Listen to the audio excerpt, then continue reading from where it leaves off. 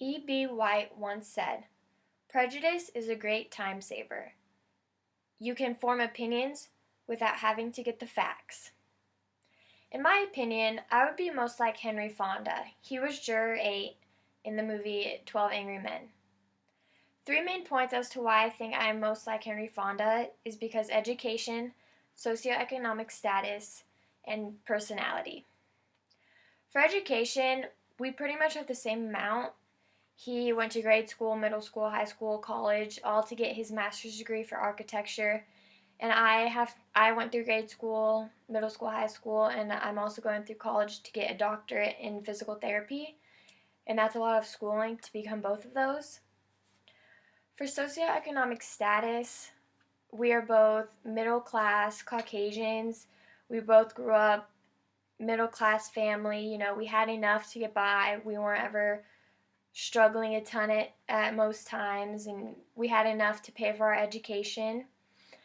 And another thing is he doesn't care about diversity, and I don't either. I grew up in a very diverse town, and that's no problem with me. Everyone's the same, and that's what he thought as well. He didn't have a problem, especially back in those days when things were a little more rough on the racial front, and he got along with everyone in the juror room. His personality is also like mine. He's a hard worker. He was convinced that they were going to stay in the jury room until they figured it out and they got it right the first time. He didn't want this kid to go through the wrong punishment for something he never did. So he was willing to stay in the room for as long as it took and to convince all of the other guys to change their vote to not guilty, because all of them voted guilty in the beginning except him, and his goal was to change all of their minds so they could get it right. Depending on whether or not the kid actually did it, he wanted to figure it out. And in the movie, he said, "We're not convinced. We want to hear them again. We have as much time as it takes." And this quote really shows how hard he's willing to work to support this kid and to stand behind this boy so he can help him get off if he did not murder him, his father.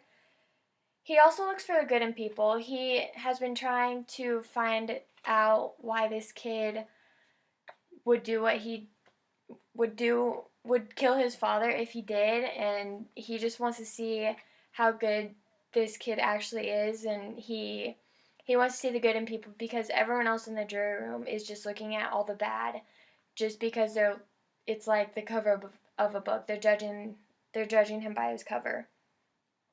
And in the movie he said, "But we have a reasonable doubt, and that's something that's very valuable in our system. No jury can declare a man guilty unless it's sure."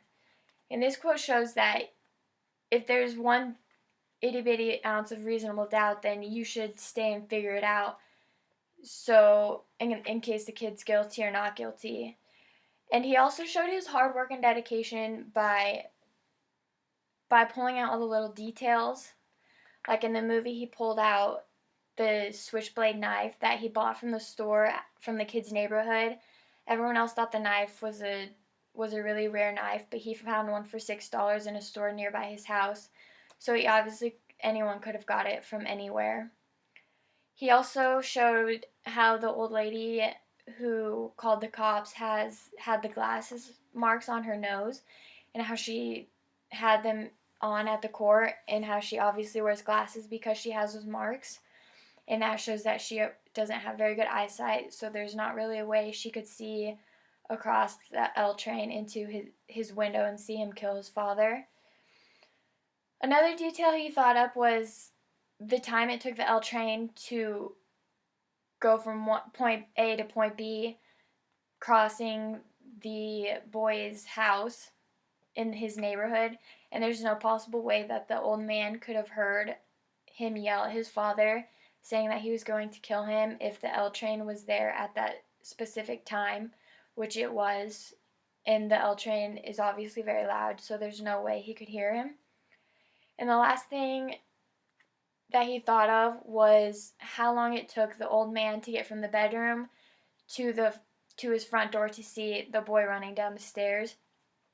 because he played out the whole thing in the court or in the jury room, and it would have taken like 45 seconds to go that whole way when he said he would have had to be there in an amount of 15 seconds to be able to see the boy running down the stairs. In conclusion, I think I'm most related to Henry Fonda, who is jury number 8. And the reasons I feel like I'm most related to him is education, socioeconomic status, and personality. In a court of law, you're innocent until proven guilty.